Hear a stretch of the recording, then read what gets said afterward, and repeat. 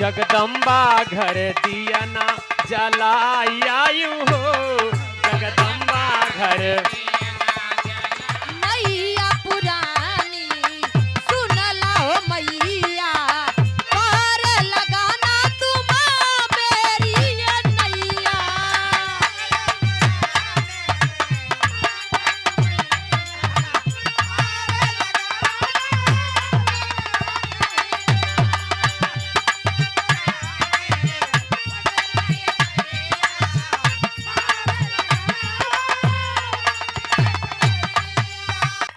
सुनने वाले मित्र महान भाव पंचों, तर जो है बड़ी महंगाई चलत बा आजकल। वर्तमान सरकार ओके नहीं सुझात बा कि गरीब आभूषण पहन पही कि ना पहन पही। गहना गुड़िया तना महंग हो जात बा, कैसे काम चली। कोनो मेहरारू बेचारी अपने दुल्हा से शिकायत कर दिया है, कहा बा तुम जहाँ नहीं तहाँ कर्जा करे रहा था और ये कर्जा से हम उबियाई गई है, एकदम उब गई है। और का कहा था,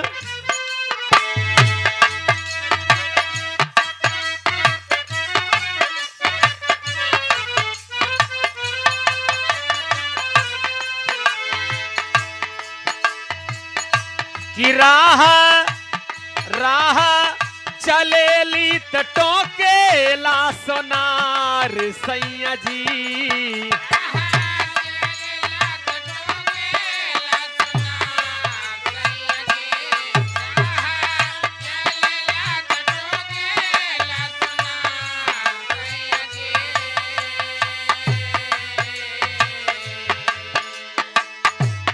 राह चलीला तटों के ला सोनार सैया जी।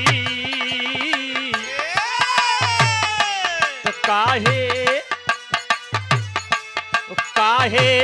नथिया गढ़वाला उधार सैया जी, काहे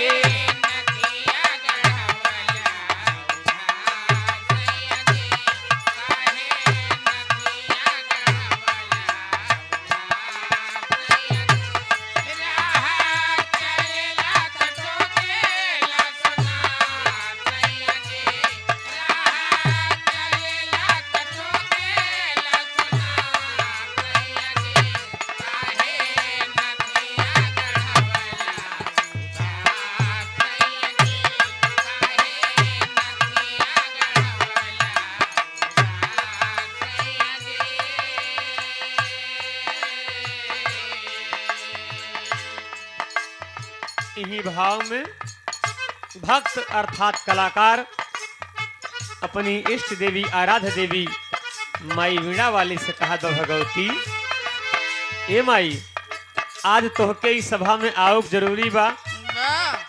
हम विद्यार्थी कलाकार संगीतकार चित्रकार कारीगर सभी अपनी कला कुशलता के योग्यता के लिए आपका आगमन करत थी माई, आवाहन करत थी। आके महे फिल्म तेरी दासितार जननी,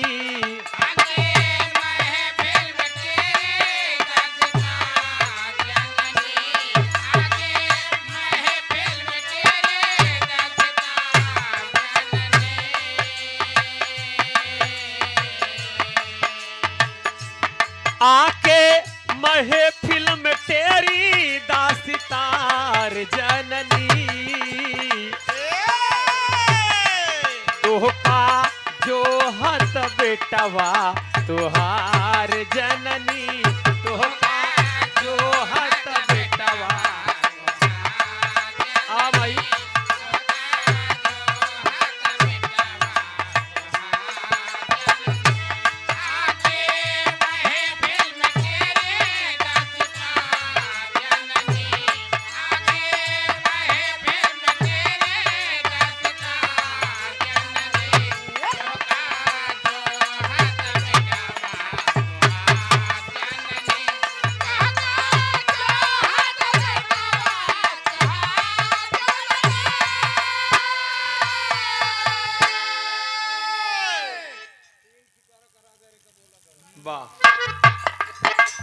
आके महफिल में टेरिदा सितार जननी तो के जोहत बेटवा तोहार जननी। माई हमारे पास कुछ ना हो भगवती, हम खाली हाथ हैं माँ। मेरे मस्तिष्क में ज्ञान विद्या का भंडारण आप करो माँ। जिह्वा बैठ के माई बोला कुछ गवावा हमसे कहना बा।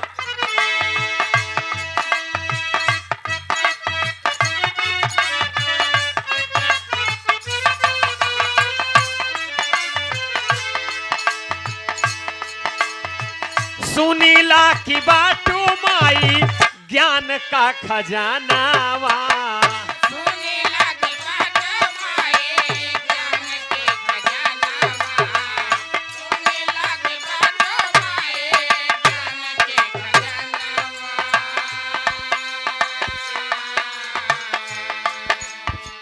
खोली के या चरवा दैदा मांगी विद्या दानावा।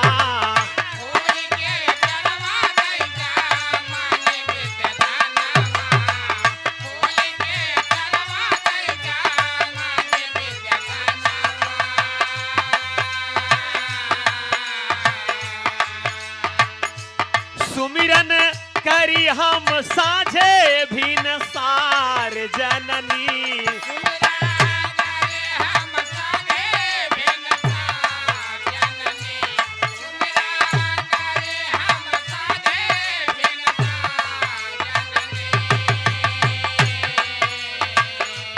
सुमिरन सुमिरन करी हम साझ भीन सार जननी। तोहका जोहत बेटवा तोहार जननी। तोहका जोहत बेटवा।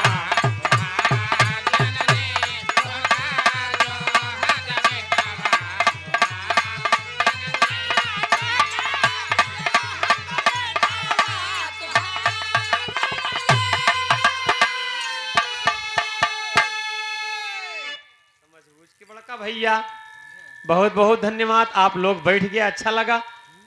तो ठंडी के मौसम तो ही बा। कुछ जन्नत भैया सोचे थोड़ी जल्दी जाई घरे, नहीं मेहरारू बिगड़े हमार। भैया फोन कह दे जाके बिरहा जम जाए आज आज बिना सुने जाबा ही नहीं करब। हाँ बहुत बहुत धन्यवाद भैया। हरा माई भगवती से यही निवेदन बा माई, दुनिया आपके दरवाजे पर जात माँ।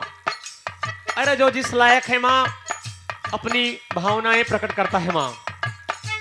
केहू लड़का के भिखारी बा, बहुत दिन बीत के शादी ब्याह भे, ओकरे आंगन में सुमन ना खिला किलकारी ना गूंजी, तो केहू लाल के भिखारी बा।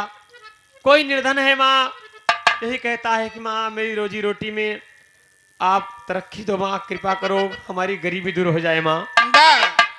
कोई ज्ञान विद्या का मांगन मांगत माई, कोई शांति मांगत बा, दुख प्रेत दूर हो जाए माई। केहू मंदिर के अंदर भीख मांगत बा, केहू मंदिर के बाहर भीख मांगत बा। बाबूजी कलाकार इस मंच पर से माँ भगवती से यही मांगत बा। का मांगत बा?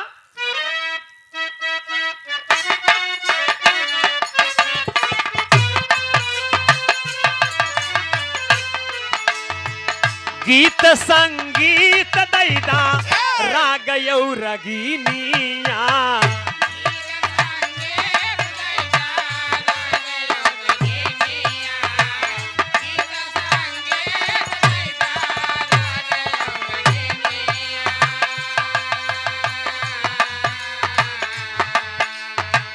हरे दम गाई माई तोहरी भजनिया। हरे दम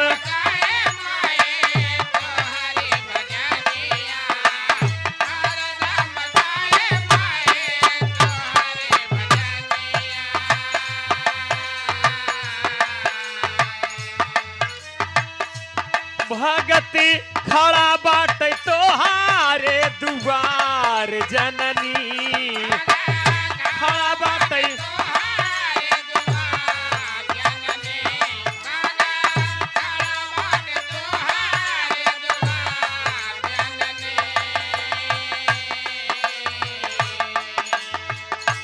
भगति खड़ा बाट तोहारे दुआर जननी। तोहका जोहत बे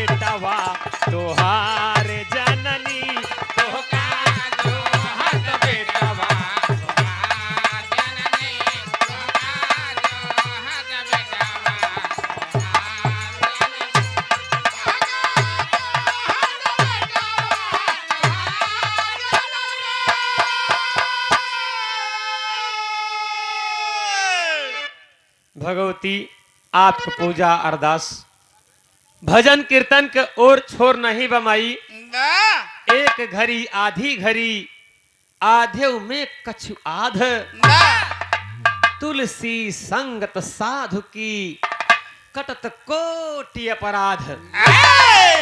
ए भैया something is better than nothing.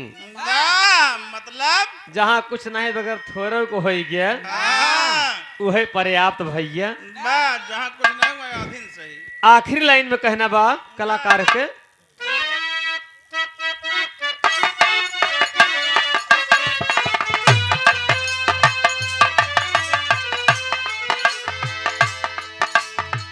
बुदुल Pandhari Harsu Ram भय सपनावा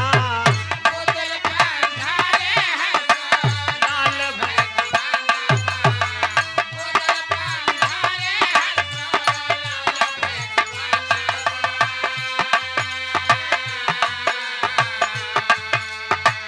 बुदुल पंधारी हरसु लाल भय सपनवा।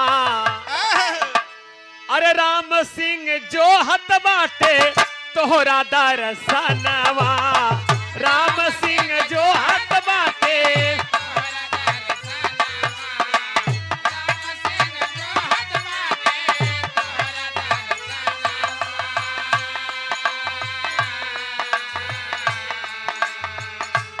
बाटई जंग बली तोहरा। अरे लाचार जननी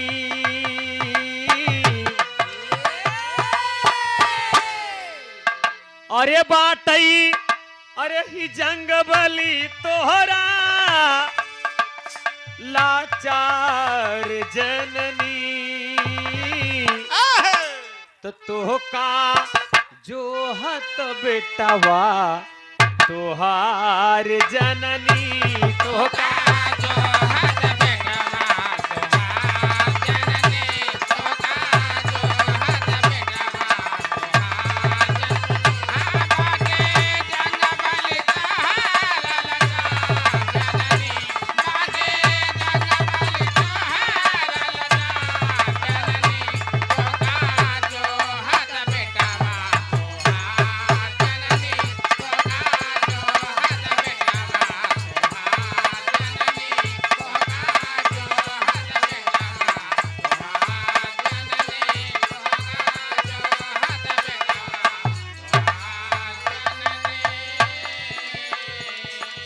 जगदम्बा घर दियना।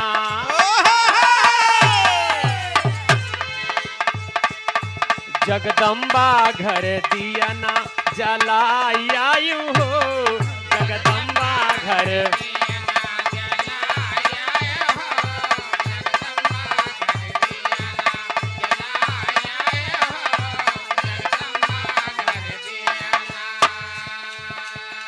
कंचन थाल कपूर की बाती। कंचन थाल कपूर की बाती। कंचन थाल कपूर की बाती।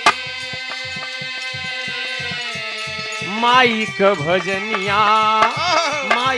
भजनिया गाई दिन यौरी राती। माइक भजनिया गाई दिन यौरी राती। माइक भजनिया गाई दिन यौरी राती। रूठली मतरिया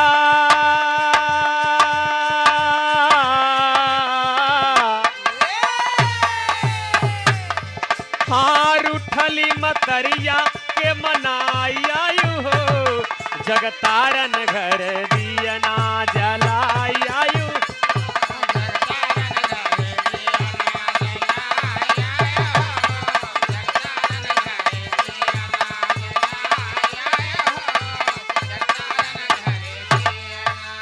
जगतारन घर दियना।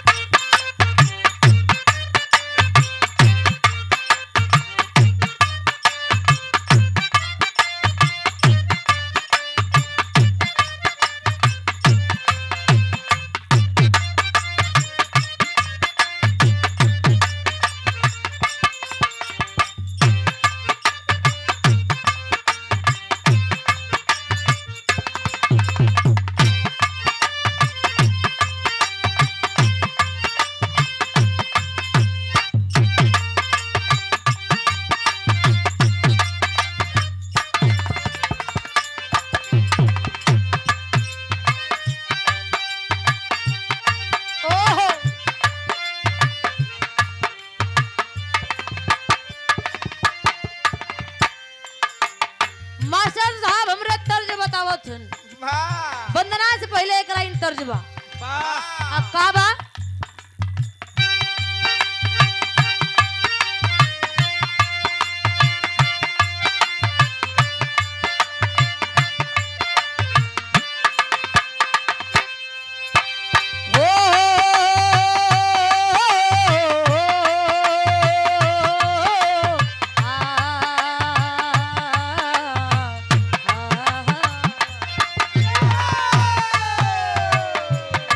हम उनसे मोहब्बत करके हम उनसे मोहब्बत करके दिन रात सनम रोते हैं हम उनसे मोहब्बत करके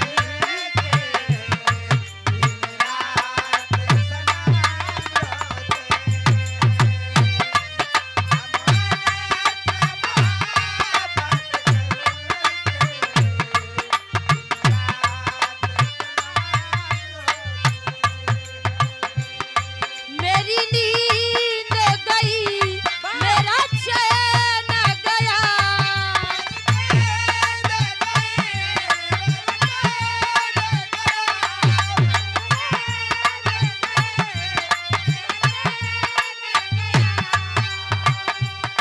मेरी नींद गई मेरा चैन गया और चैन से वो सोते हैं हाय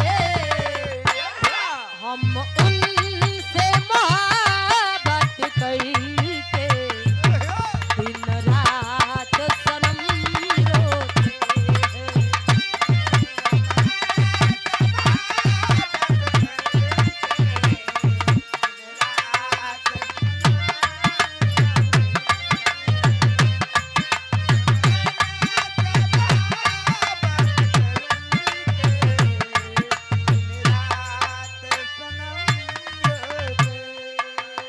लेकिन ई बिटिया माई से कहेली कि माई हो तू ज्ञान के सागर हो का कहे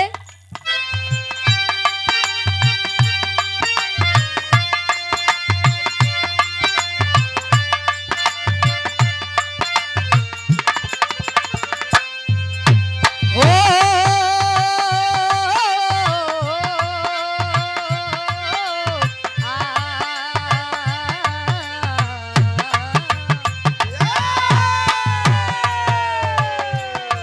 माँ तुमको बवाहन करके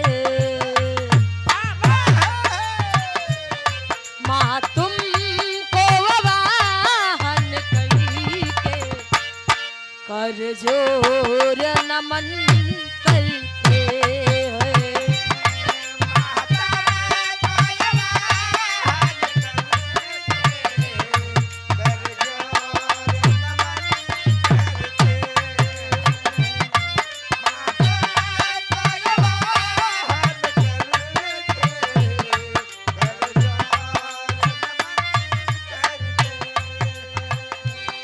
मेरी गीत सजे तू मन में बसे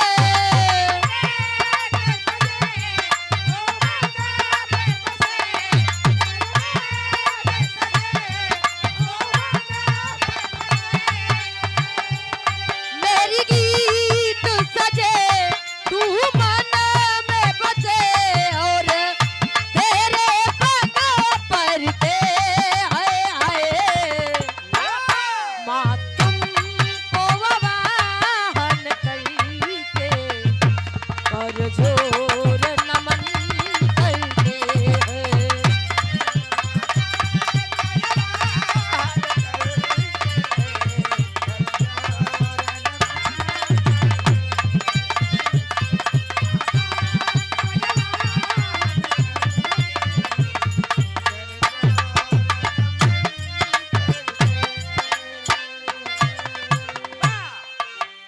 लेकिन बिटिया माई से कहेली माई तो का चाहे लड़की चाहे लड़का सच्चे दिल से पुकारे लाता माई दौड़ू क्या बेली अंतरे के भाव में कहना है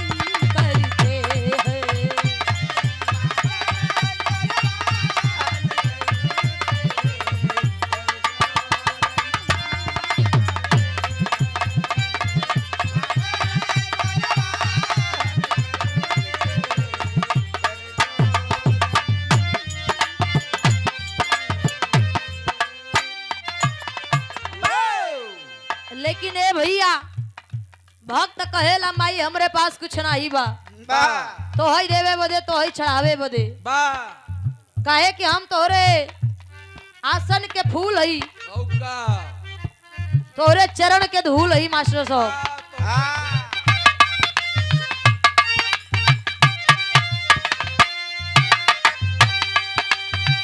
सोरे और सरगा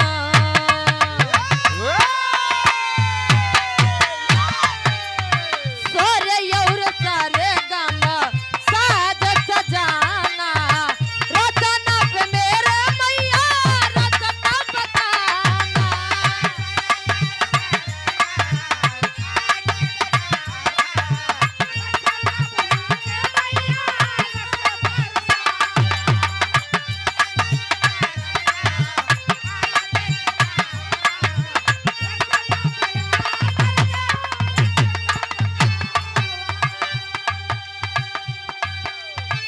नैया पुरानी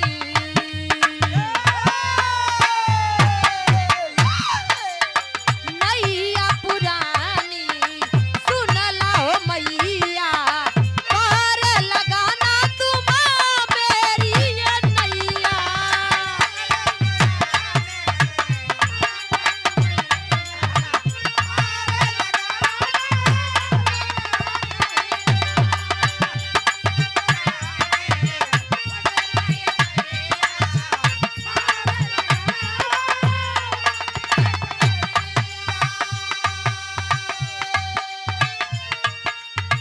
बिटिया हेलो? कहेली माई हो बा नाना फसे दुनिया नाचे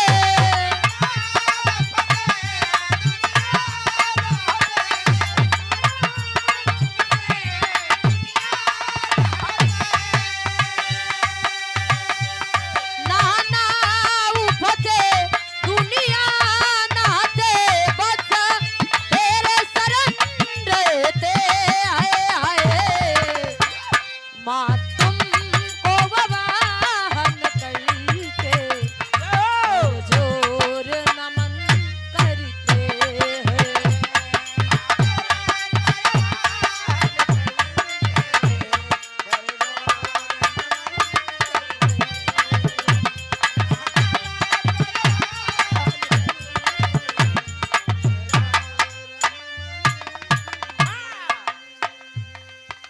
लेकिन ए भैया हन हन माई के वंदना कभो वंदना होत बा बा यह से बिटिया आखिरी भाव में बतावेली कि बिरहा जगत में कहाँ से जन्म हाय पौली हाय हाय कौने फुलवारी के फूल बा बा का कहे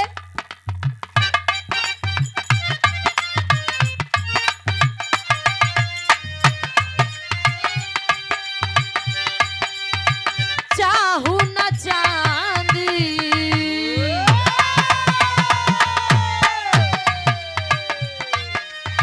चाहू न चांदी ना चाहू सोना माँ तेरे आंचल में चाहू मैं सोना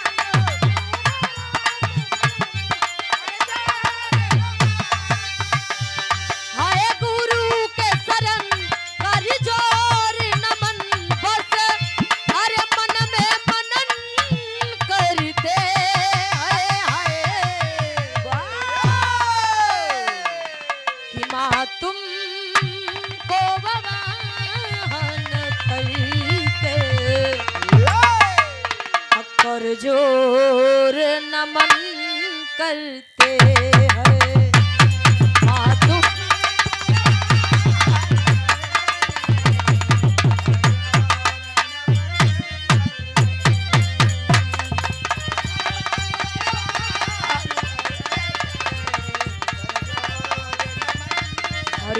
कर जोर